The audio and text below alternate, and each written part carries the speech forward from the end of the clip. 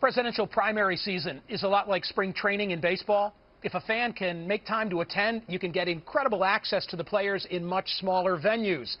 And that's what my next guest decided to do in New Hampshire. Kathleen Moon is a self-described passionate centrist.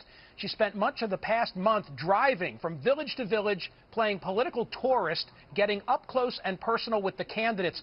So far, she has seen 9 of them make their pitch. She won't be voting Tuesday. She runs a B&B in Montana. The primary there isn't until June 7. But to my mind, she's as invested in the politics of the Granite State as many of its actual residents. Kathleen, thanks for being here. You described yourself to me previously as a Republican in crisis. What does that mean? Well, I was raised in a Republican family. I was a young Republican for Nixon. But the party has separated, and it's moved so far away, and I'm still sitting kind of in the middle. And I'm tired of saying I'm a Republican, but.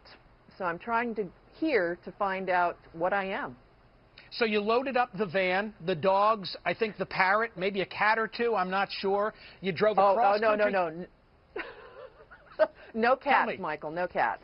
Okay, you're a dog person. So how easy, how difficult has it been for you to gain access, to go to all these events?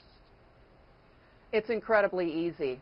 I've been following a website called Governing Under the Influence, and they list all the candidate visits, and you can click down the calendar, find out where you want to be. And New Hampshire's kind of small compared to Montana. I'm able to drive to most events within 45 minutes max. Like this afternoon, as soon as I cut out here. Let's do a lightning round. I want to do a lightning round, and I know that your litmus test as a chef is who would you have to dinner. So I'll run through candidates you've seen and just give me the short version. Donald Trump, how was he in person?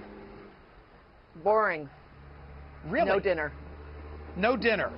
Carly Fiorina. No dinner. Wonderful dinner. Because? Warm, personal, incredibly intelligent. Answered the questions that were given to her by the House Party guests very well, and she has a vision. Presidential, not sure, but I definitely think she should be involved in somebody's cabinet. She would be a wonderful devil's advocate on any team. Hillary Clinton.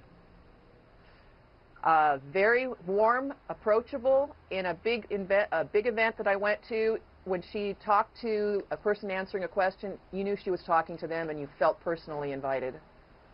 Not only have you attended events, you've posed questions. Chris Christie, you saw him and you questioned him. What happened?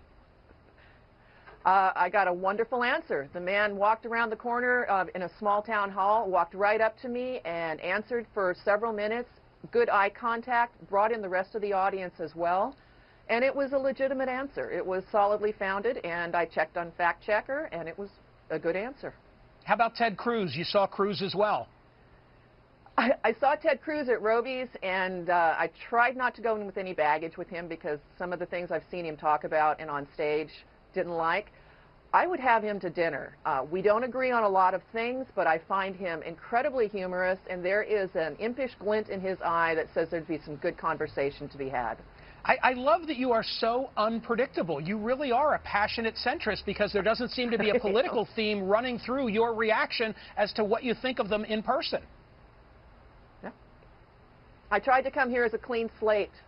You know, everybody gets to see these candidates through so much media filter and through their own handlers, and it's interesting to be able to see them in a much fresher perspective. One more, Marco Rubio. Jury's out on that one. I saw him at a rally right after the Iowa, and he pushed so many buttons in me that I just really crunched up tight and said, "Ooh, I don't like this man." And then I realized, that probably wasn't fair in that kind of environment. So the next morning, I drove over to this little town of Bow, and I went to a town hall with him. Still wouldn't have him to dinner, but he came across much better in a smaller venue. He's just a little bit too smooth, too practiced. The tear in the eye at the certain part of the story. I don't discount his sympathy and his emotion, but it's a little bit too practiced right now for me. Okay, final question. You get to vote on June 7 if they were all still in the race, and Dees as well. Who's your favorite? Not going to tell you. You're not going to tell me, or you don't know? No. I don't know, and I'm not going to tell you even if I did know. I am envious. I am so envious of what you are doing. This sounds so cool. So have a great trip.